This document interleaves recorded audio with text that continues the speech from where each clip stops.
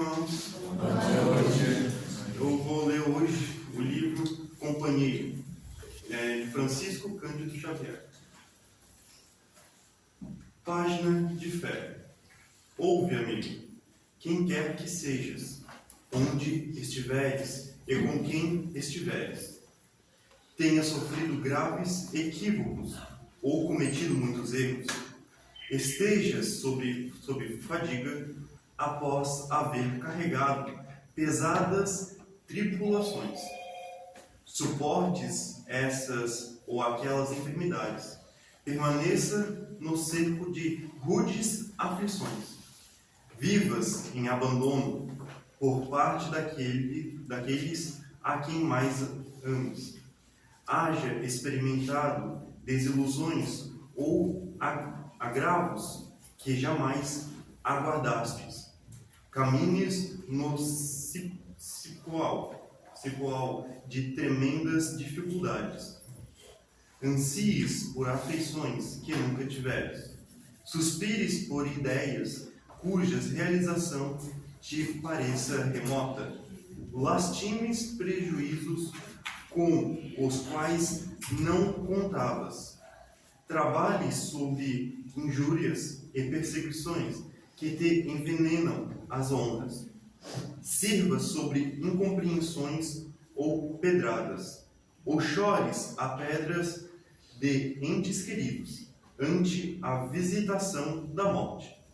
Sejam quais forem os impedimentos ou provações que te assinalem a vida acerrena, o espírito na fé viva e permanece na terra que te foi reservada, porquanto sempre que estejamos guardando paciência e confiança em nossos obstáculos, trabalhando e servindo na presença de auxílio para liquidar fraternalmente os problemas dos outros. Deus, em regime de urgência, liquidará também os nossos. Bom, irmãos, agora vou convidar a todos, mediante esta mensagem, a respirar bem fundo, fechar vossos olhos, deixar o pensamento todo em Deus, esvaziar vossas mentes e assim, em uma só voz, pedir um auxílio, um amparo, para que a gente possa absorver tudo que aqui for necessário para o conhecimento.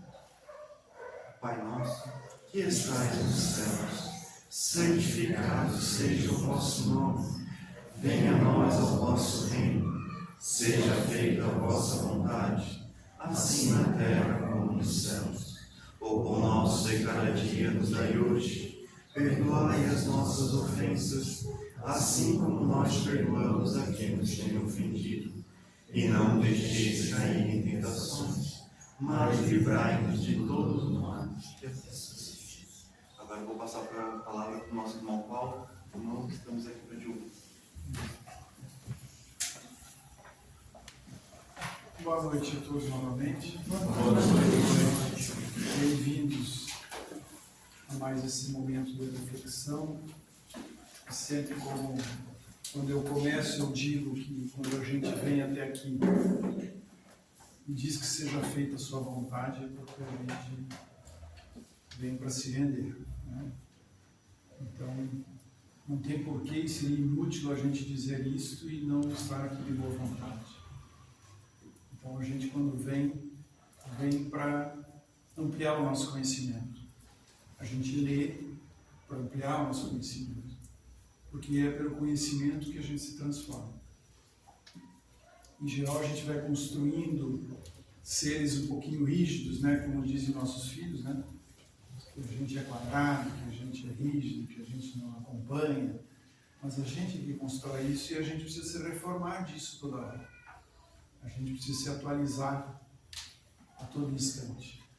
Então, o conhecimento faz com que a gente desperte, que a gente aprenda coisas que a gente não, às vezes nunca conversou, nunca viveu, nunca vivenciou uma experiência. Quando a gente vivencia, a gente tem a oportunidade de se transformar. Porque ao conhecê-lo, a gente também muda o nosso passado, porque a gente enxerga diferente tudo aquilo que a gente passou, né? E hoje o tema vem falar um pouquinho de educação e família, que é algo que ou nós como filhos passamos, ou é algo que nós como pais ofertamos, né?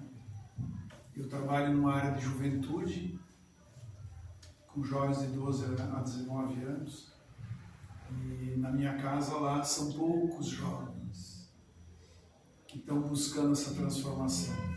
Mas lá a gente percebe a família que está por trás daqueles jovens. Muitas vezes a família alinhada, né? Família positiva, aquela família que constrói bons pensamentos, que constrói solidez, né, na educação, porque lá está se educando não o ser, lá está se educando o espírito que está aí. E nós aprendemos no Espiritismo que esse espírito é eterno e que esse espírito vem de vidas anteriores acumulando conhecimento e vem tendo a possibilidade de se transformar, melhorar e avançar. A espiritualidade nos diz que nós nunca estamos estagnados, nós sempre estamos avançando, no máximo parados. Esse parados é o pior de todos, né? Porque as oportunidades, elas continuam passando na nossa frente. As possibilidades continuam passando na nossa frente. E muitas vezes a gente fica estacionado. Mas isso é o livre-arbítrio. Isso é aquela decisão que eu posso tomar. Quero ou não quero. Vou ou não vou. Aceito ou não aceito. Então, quando a gente ora um Pai Nosso, a gente não ora de graça. A gente ora dizendo: seja feita a vossa vontade. Para quem está desejando? Seja feita a vontade de quem? Né? De quem ofereceu essa oração para a gente refletir. Então nós acreditamos, nós cremos que por trás de toda essa formação humana tem algo muito maior, que talvez sejamos nós mesmos. Talvez não seja aquele ser que todo mundo imagina lá fora, né? E pode ser que seja aquele ser muito parecido com a gente, pode ser que não. E não importa esse sentido, importa que nós cremos na vida eterna. Nós cremos que nós aprendemos hoje, evoluímos e que aprenderemos novamente, repetiremos, até nos aperfeiçoarmos. Então alguém pode perguntar: certo, mas então eu posso alcançar o nível de espiritualidade de um Jesus, por exemplo? Por que não? Por que não? Não é esse o objetivo da elevação? Poder aguentar o ódio, a ira dos outros, né? As mentiras, a traição, e estar lá presente por nós. Então, quando nós saímos de uma família, nós saímos com algum tipo de orientação. E muitas vezes nós copiamos muito essa orientação. A ciência, né? Não tenho certeza, mas a ciência diz que nós somos 70% nossos pais. E quantos de nós, adultos e os jovens, dizem que não serão iguais? Não vou repetir. Meus filhos vão ser criados diferente. Minha vida vai ser diferente. Mas se nós somos 70%, é porque a força do pai e da mãe presente ao nosso lado é muito significativa. Numa família desalinhada, desatenta, talvez ela não seja 70%. Ela deixa para os outros essa formação. Então, por mais que eu me inspire no meu pai e na minha mãe, e por mais que eu queira não ser meu pai e minha mãe, não queira ser o comportamento deles, as ações deles, eu os copio. E quando me aproximo muito, eu fico até igual. Que as pessoas dizem assim: me lembra teu pai, me lembra tua mãe. Né? Porque nós estamos repetindo aquele ciclo, porque somos muito parecidos. E o parecido não é só a fisionomia, o parecido é o comportamento. Porque nós somos esse acúmulo de ações e comportamentos, todo dia, toda hora. E a família, ela nos oferece essa possibilidade. Na espiritualidade, nos diz que a família é o nosso campo de provas e expiações. Porque na família eu posso xingar, eu posso reclamar, eu posso brincar, eu posso desafiar, eu posso tudo na família. Com o meu vizinho, nem tanto. Com o meu amigo, nem tanto. Né? Com minha esposa, com o meu esposo, nem tanto. Então a espiritualidade nos permite, né, que a gente venha numa família intencionalmente reunida para construir um laço, porque ali tem a maior possibilidade possível de atenção, de amorosidade ou de outras características. Quando eu aprendo pelo grito, eu grito lá fora. Quando eu aprendo pela repressão, eu reprimo lá fora. Quando eu aprendo pela amorosidade, pela afetuosidade, eu repito esse comportamento lá fora. A gente copia, a gente repete. E se a gente não está consciente, se a gente não está atento a esses fatos, nós somos exatamente iguais. Quando a gente está atento, a gente diz assim, caramba, eu estou fazendo isso, mas eu condenava isso com a minha mãe e meu pai, eu achava errado a ação deles, eu queria fazer diferente, no fim eu estou fazendo igual. Porque o modelo que a gente tem, que a gente forma dentro da família é o modelo que a gente basicamente vai recapitular. E aí a gente acaba passando para os filhos. E a gente aprende que se a família for construída na base do amor, na base do carinho, na base da parceria, né, do compromisso, da responsabilidade que a gente tem com aquele ser, nós construímos uma família segura, que não tem medo das coisas, né? Que sabe encarar o mundo, que sabe enfrentar os desafios, porque a vida é cheia de desafios. A medicina já há muito tempo nos diz, né, que a formação do ser se dá basicamente até os 7 anos. E que perto dos 7, um pouco antes, um pouco depois, alguns, até ali a gente consegue, porque eles dependem da gente, consegue interferir, consegue conduzir. A partir dessa idade, aquele ser, porque é um espírito, começa a se revelar do jeito que ele é. E às vezes a gente diz assim, puxou para quem? Não puxou para o pai nem para a mãe, mas como que é assim? Claro, porque ele está se revelando. E quando ele chega no auge, né, que todos nós vivemos, alguns irão viver, que é a tal da adolescência, a gente sabe bem o que é esse auge. Né? É ali que tu floresce mesmo e que tu começa a se revelar quem você realmente é. Mas se a família está de mãos dadas, esse ser vai se revelar do jeito que ele realmente é, mas sob uma conduta que só a família pode dar. Porque a família, ela, por ser a célula mãe da sociedade, ela é a célula que desenvolve o caráter daquele ser. Ela burila o caráter daquele ser. Por incrível que pareça, nesses 7 anos de idade. Não só dando, porque a gente gosta de dar, né? Porque a gente pensa assim, a gente confunde, porque dar para receber, né? Mas para o filho, às vezes a gente tem que dar, e às vezes tem que dar o limite, né? Que nem é tão bom quanto só dar, porque quem ganha não quer ganhar o limite, quer ganhar. E se na minha casa eu nunca tive limite, nunca ganhei limite, eu continuo não tendo limite. Até que eu conscientemente desperte. Talvez eu desperte nessa vida, talvez eu desperte daqui 20, 30 outras experiências, para que eu desperte.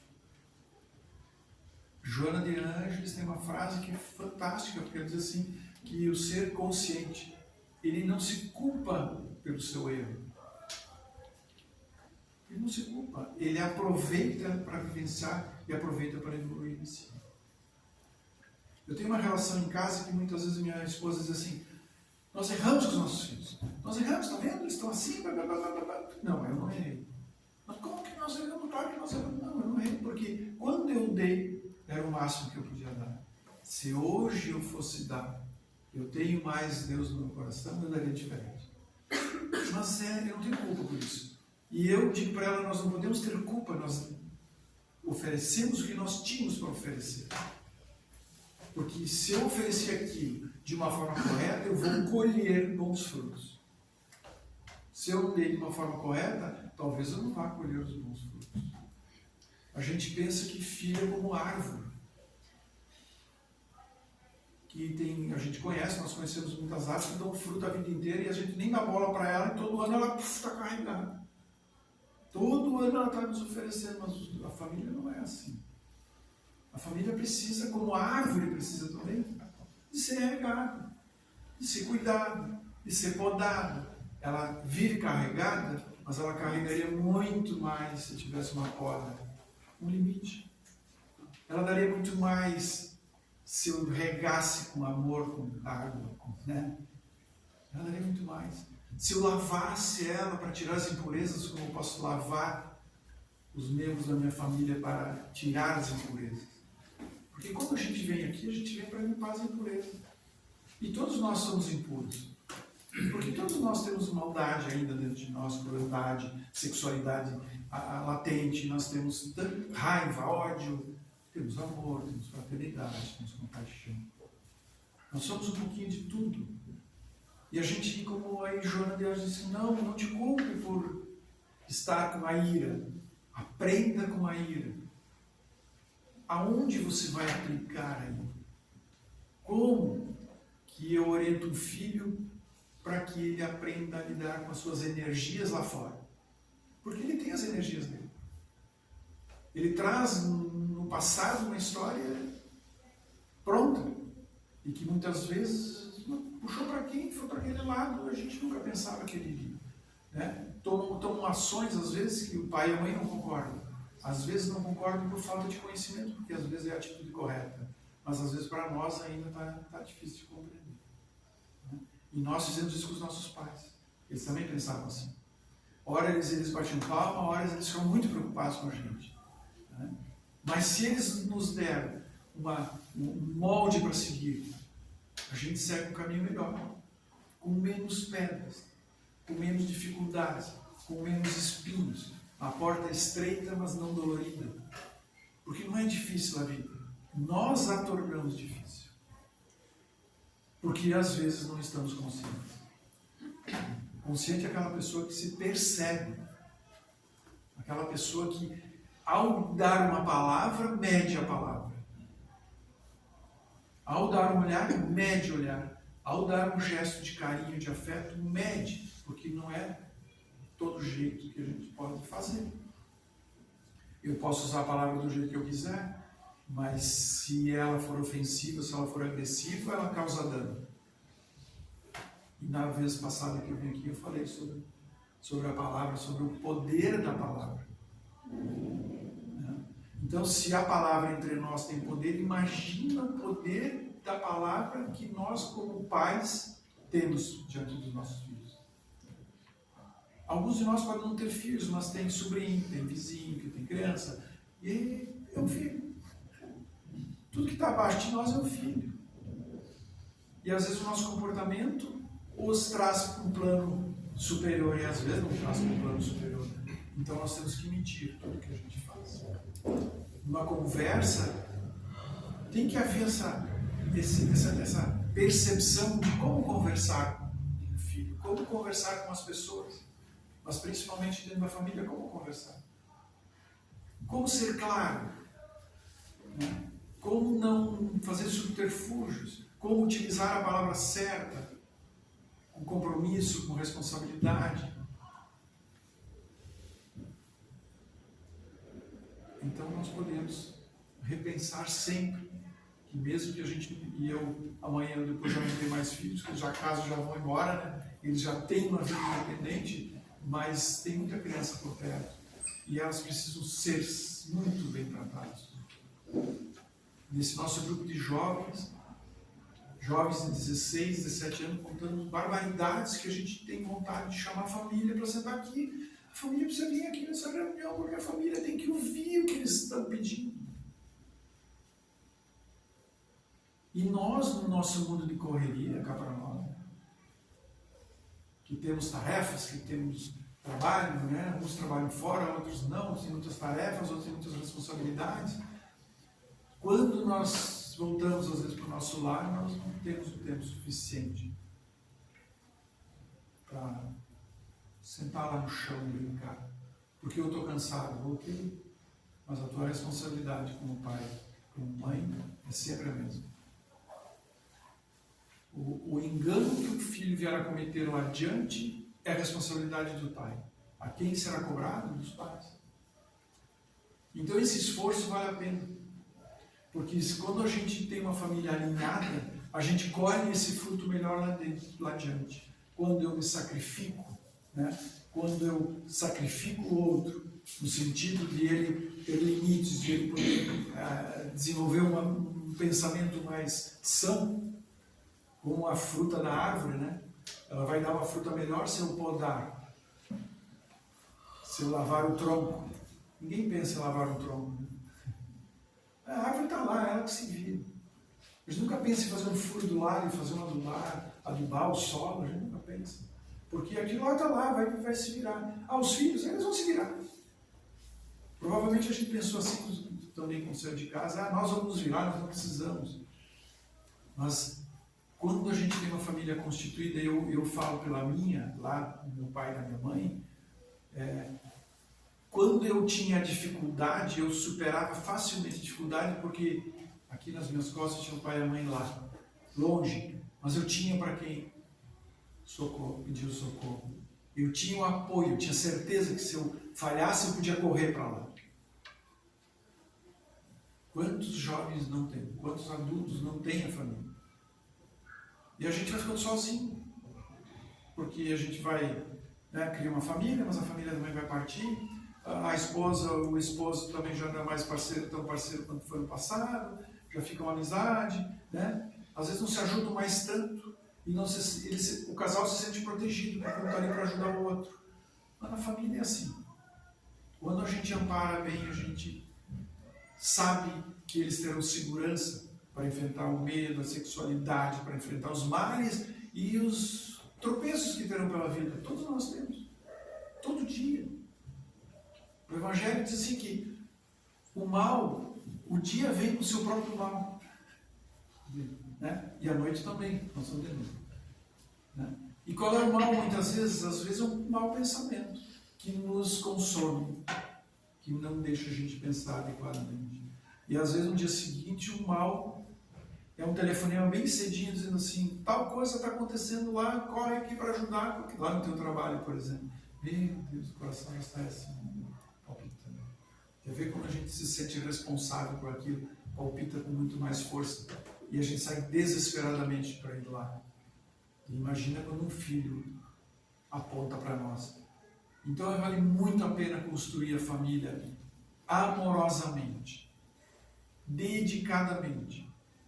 Né? Eu tenho uma filha de 35, um genro de 38. E tu fala em filho, eles se arrepiam tudo. E a gente, ok, não se fala mais. Mas de vez em quando é gostoso daquela pegadinha, né? É aquela criança, as crianças estão rodando vocês. Não. E eu procuro mostrar para eles a importância que é quando eles estão comigo, quando eles estão no meu lar, a maneira como eles foram criados, porque eles estão de volta. Eles vêm porque eles se sentem amparados, porque eu ainda sou um pai para aquela pessoa, né? E para o gênero também. Então, a afetuosidade, ela dá frutos bons, porque tu colhe no futuro. Tu colhe no futuro. Lá no nosso grupo de jovens, tem jovens que têm dificuldade de colher, mas também porque são jovens, porque ainda também não amadureceram o suficiente para compreender que mesmo com toda a exigência que eles têm, os pais dão um monte para eles. Dão não no sentido material, dão no sentido espiritual, porque quando a gente está ali, quando a gente está falando de família, quando a gente está aqui dentro, a gente está educando o espírito. Nós estamos querendo que o espírito se transforme. O ser, ele aprende a pregar, ele aprende a brincar, ele aprende a jogar bola, ele aprende a profissão, as habilidades, ele aprende. Esse é o ser. Ele vai para a escola, ele aprende a ler, aprende a escrever. Isso é o ser que está aprendendo. Ou vocês acham que o espírito precisava ir para a escola para aprender a ler? Não precisa ir para a escola. O espírito não. Aquilo ali para ele é porque ele está ancorado num corpo físico, num planeta igual ao nosso, que é lindíssimo, mas que é pesado. E a gente vê o quanto é pesado quando a gente olha. Eu já não olho mais, graças a Deus, mas eu acredito que muitos de vocês olham. Que é aquela coisa pretinha assim que a gente liga de vez em quando. e que fala só nas coisas ruins e muita mentira. E a gente fica ali, sendo consumido, admitindo deixar essa nossa energia sair de nós. Ou seja, esse não é um ser consciente. Ah, porque eu vou no trabalho, eu tenho que saber da notícia para poder conversar. Você viu? Né? E o que a gente viu? Acidente, tombamento, morte, suicídio, né? Guerra, né? Só negativismo. E a gente entra. Então, cadê o ser consciente? Então, ali está sendo educado o espírito? Não. O espírito já conhece a guerra. Porque nós já vivemos guerra, enquanto espíritos no passado. No passado era só se vivia da força. Hoje, graças a Deus, nem sempre se vive da força. Né? A força da conquista, mas ainda se vive pelo poder. Nós ainda fizemos de tudo para ter poder. Ou ter o poder sobre meus filhos, repressivamente, ou amorosamente, disfarçadamente. Eu dou amor para tê-los, para me cuidarem. Isso também é repressão. Está certo ou errado? Não sei, nós temos que avaliar. Porque o que nós temos... Quantas vezes eu ouvi meu pai e minha mãe, e vocês devem ter ouvido muitas vezes também, o jovem vai ouvir algumas vezes, os filhos são criados para o mundo. Linda frase, né? São criados para o mundo, mas com a coleirinha junto, né? Então não foi criado para o mundo, é criado para o mundo. E a gente não expulsa um filho de casa. A gente mostra para ele, porque tu, quando vai falar para o espírito, tu vai mostrar para ele que lá fora ele tem que aprender a andar sozinho. Ele vai ter que aprender a caminhar sozinho, a pagar a conta de luz, a conta de água, o alimento, a roupa lavada, né? É muito cômodo para a gente, com cama, mesa e banho grátis, né? Quem não queria, né? Chega ali com a roupinha passadinha, claro, se eu puder ficar até os 40, eu fico, né? Então, quando você vê os jovens pensando que um filho custa caro, minha filha, falando que mas vai mudar muito a nossa vida, para melhor ou para pior? Não vai ser para pior, porque eu não posso viajar, não posso... Mas aí eles começam, olha para os jovens, eles começam a ter gato, cachorro, é a mesma coisa, está preso aquilo, né? Só que tu pode ter o bichinho? Pode, mas tu também está te prendendo aqui, substituindo, porque é caro. Olhar os pássaros no campo, que não plantam, não colhem, não guardam nada em celeiro.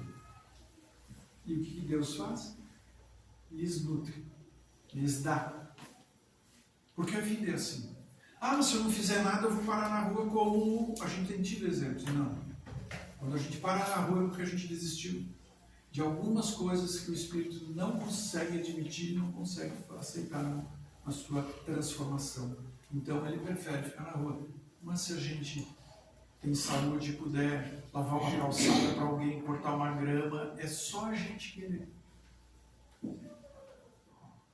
É só a gente querer. Porque esse é o livre-arbítrio.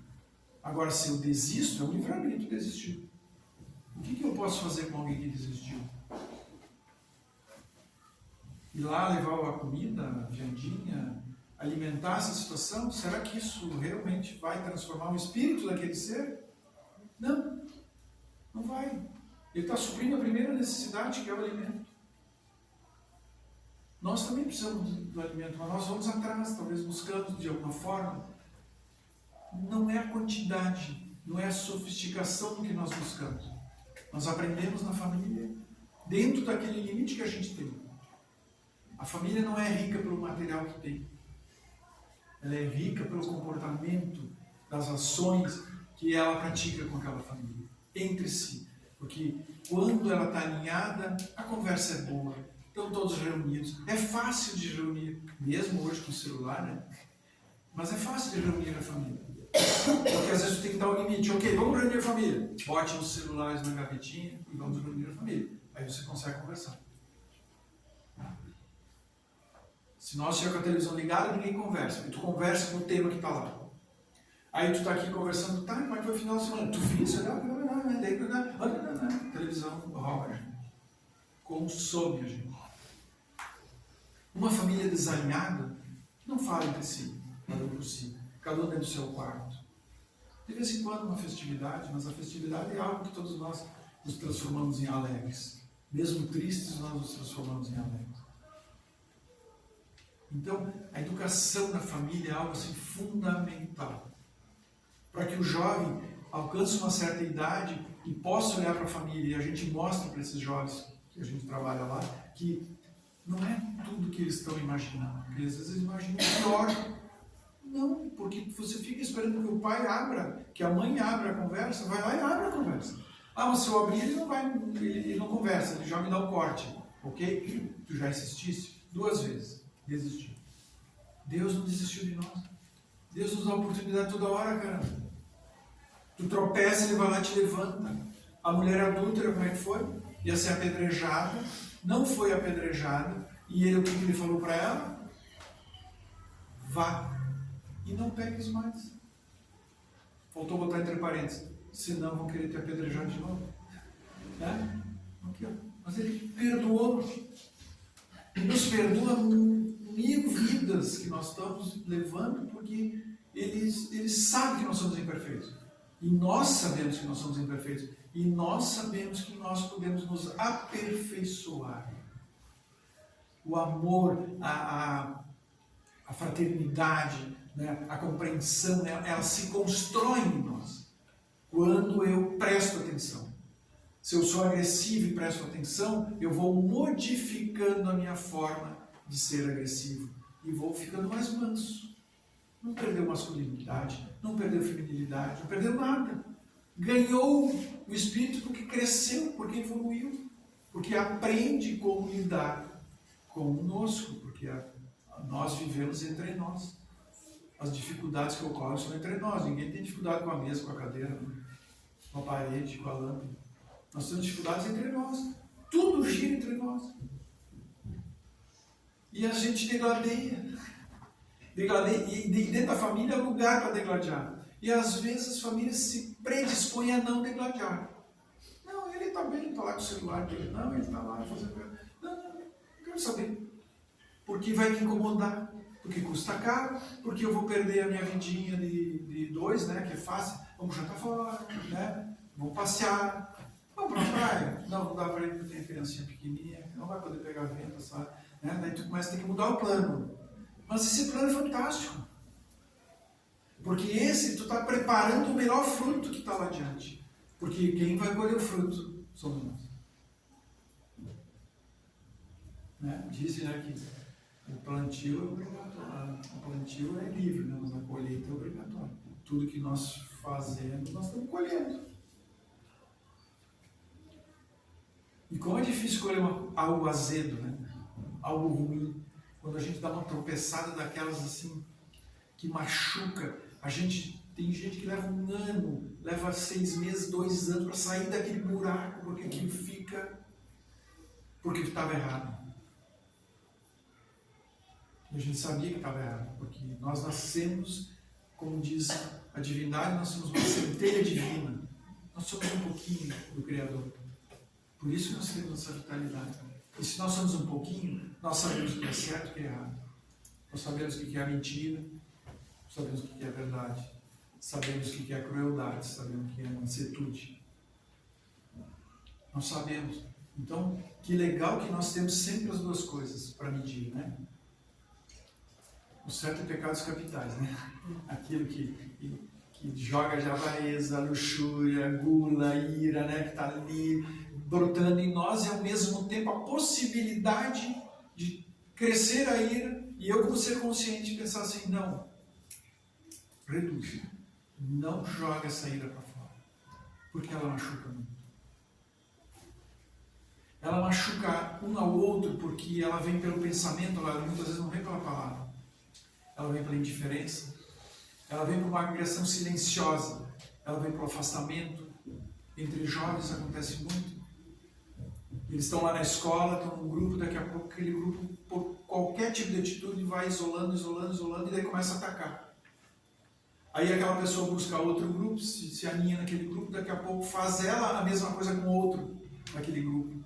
E os grupos ficam se degladiando, se machucando, sem perceber que eles mesmos vão colher essa dor, essa mágoa, né? A perda de amigos da nossa infância, da nossa adolescência.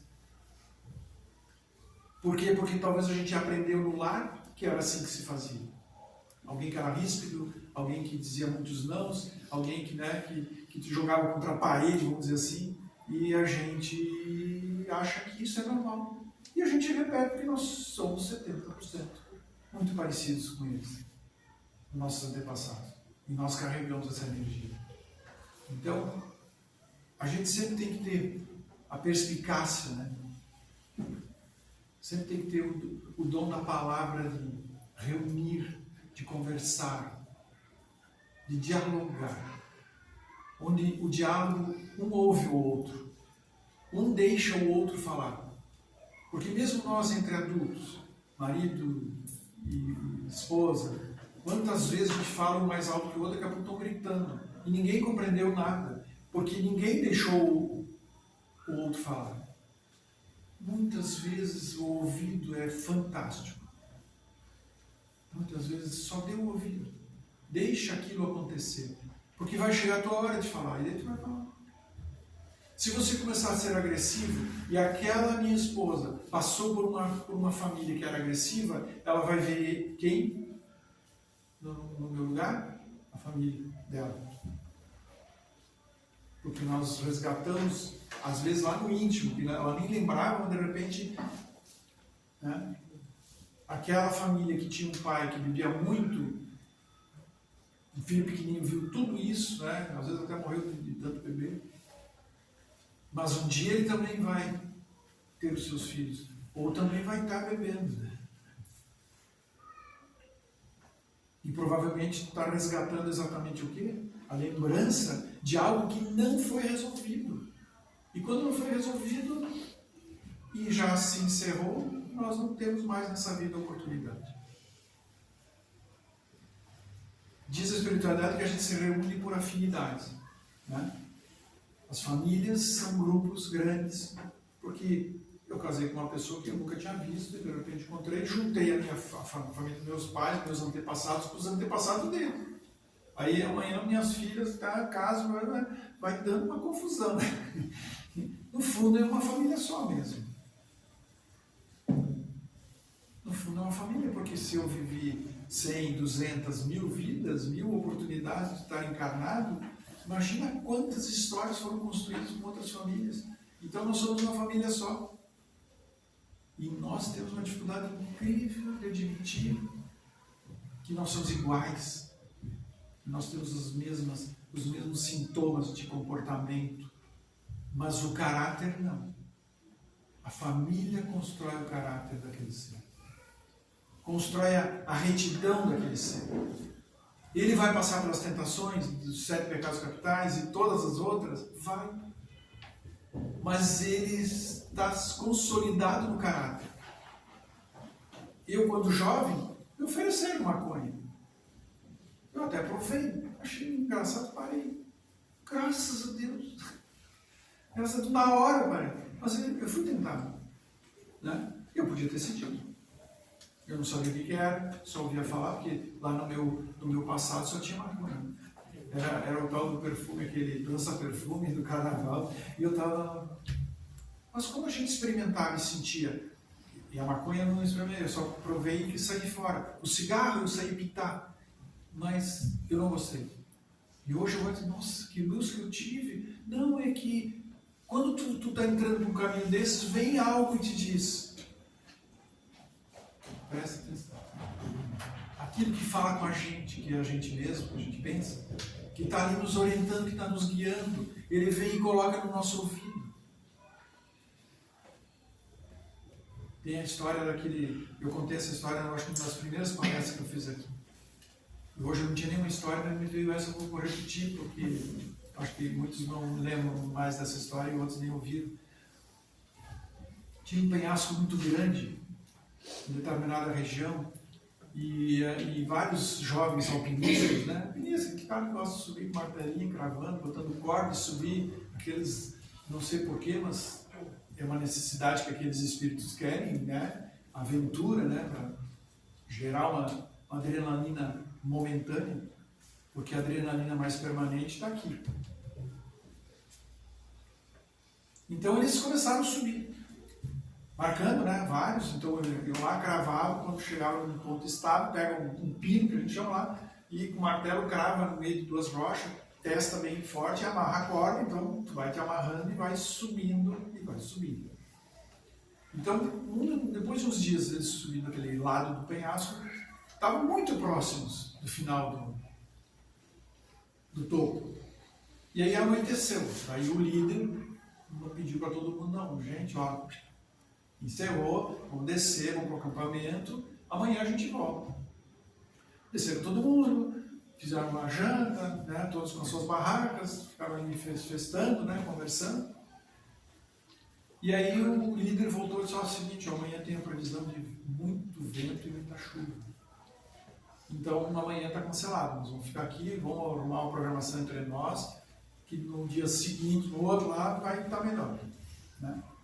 Daí então nós vamos completar essa caminhada. Deu uma frustração, né? Porque todo mundo chegou ali louco para chegar no topo e faltava pouco, e daí, tá, não vamos. Tudo bem. No dia seguinte, amanheceu um dia azul, céu límpido, nada de vento. Parecia hoje, né? Hoje tinha vento, né? Vocês não perceberam que tinha vento? Olha o ser consciente. Olha o ser consciente. Mas tinha sol, né?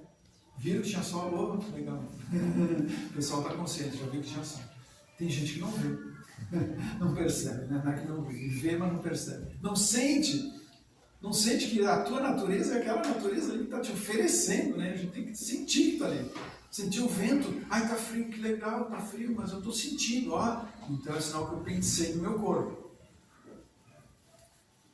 Se lá de noite tu estava só com a roupa, não sentisse frio? Não senti. Não estava nem consciente, ele não viu nem o vento bater nele.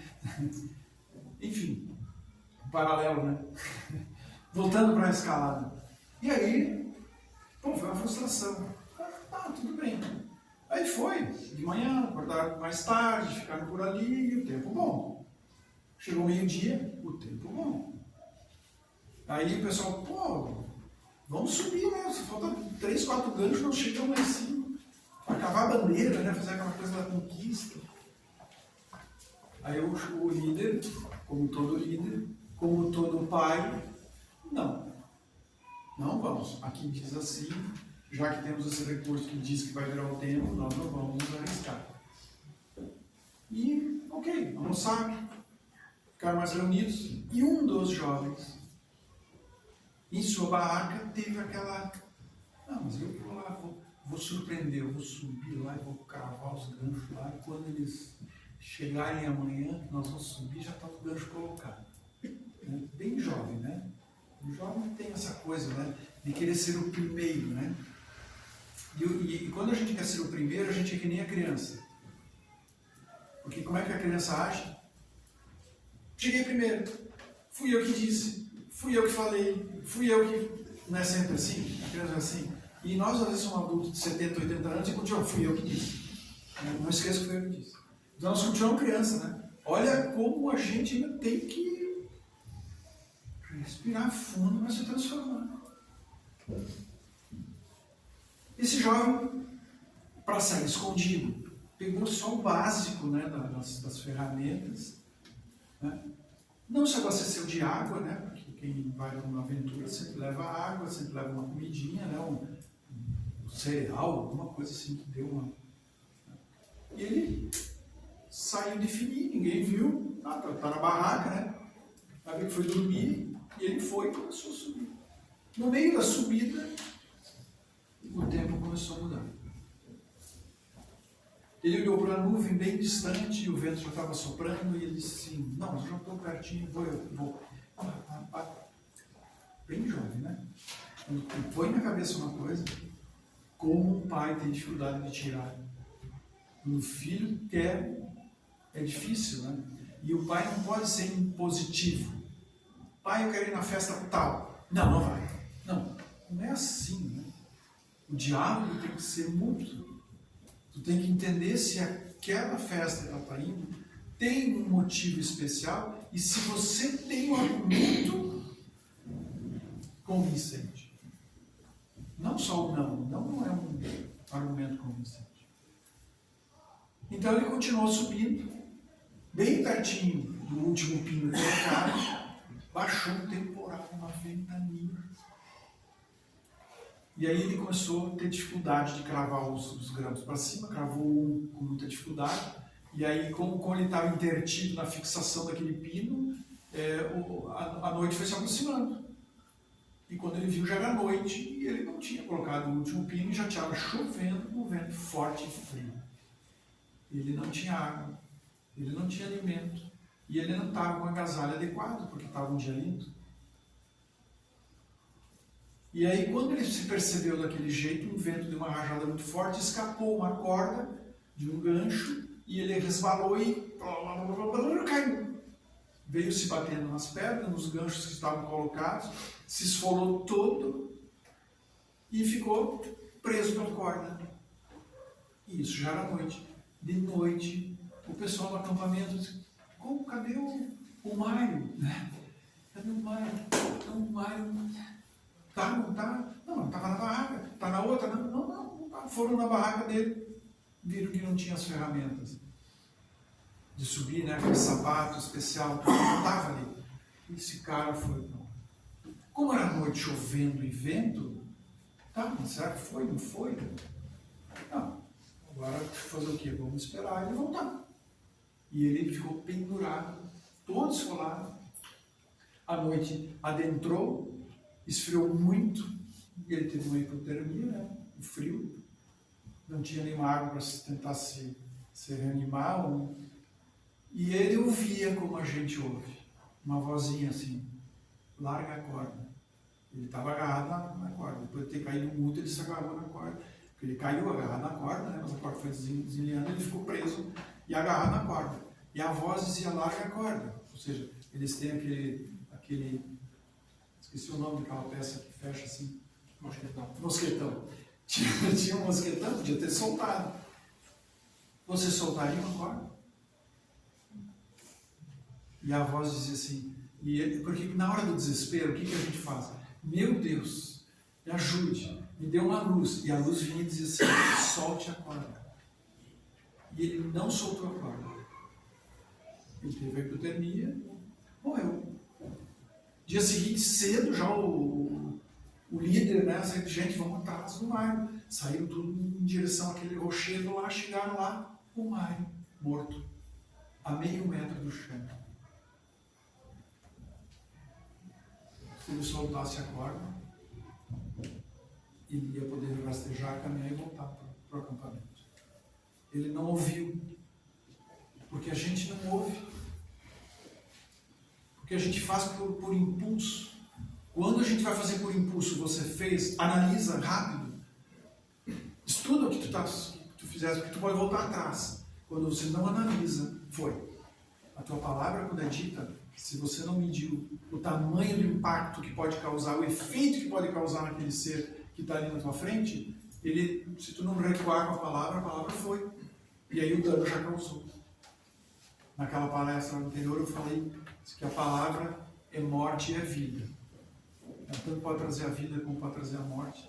Depende do grau, né, do jeito em que ela foi colocada e do foco que foi dado. Então a família é importante porque ela faz esse cuidado, filho. Né? Mas antes de dizer cuidado ao filho, tem que dizer: filho, haverão sinais. E o Espírito tem que entender que esses sinais são para recuar ou para avançar. Porque às vezes tem que avançar, não é recuar. O navio afundou, às vezes tu dá duas braçadas e encontra uma ilha, né? Era para avançar, não era para recuar. Então, porque o instinto da gente, ele nos ajuda, né? Às vezes o medo, às vezes nos ajuda. Muitas vezes nos ajuda, mas ter medo daquilo que está evidente, não precisa ter. E daquilo que eu tenho conhecimento, não precisa ter. Então, ouvir, nós como filhos, ou nós como pais, ouvir os sinais. Por isso que um pai e uma mãe acabam tendo que dizer para o filho: olha, aquela tua amizade, ela não é tão segura, porque a gente capta fácil, né? Um pai e uma mãe já adultos, quando está perto de alguém, a gente capta fácil, né? A gente, numa festa, a gente é muito enganado por causa do sorriso, por causa da... Mas quando a gente começa a viver com uma pessoa, com qualquer pessoa, um tempinho, tu logo capta, a gente capta coisas que são assim, positivas e negativas. Porque a gente oferece isso, né? Eu ofereço nas minhas conversas o que eu tenho de positivo e daqui a pouco ofereço o que eu tenho de negativo. O que eu tenho de bom e de repente o que eu tenho de ruim. E aquele que está ali, ele está ouvindo, ele está captando. E o inverso é verdadeiro. E a família é assim. Então muitas vezes o filho se sente no sacrifício, abatido porque o pai ou a mãe não deixou. Mas eu diria uma coisa, nós como pais, vai dizer que não é importante você conhecer a família do parceiro ou da parceira dos teus filhos? Alguém consegue dizer, não, qualquer um. Tu pelo menos quer saber o endereço, tu mora onde? Primeiro pergunta.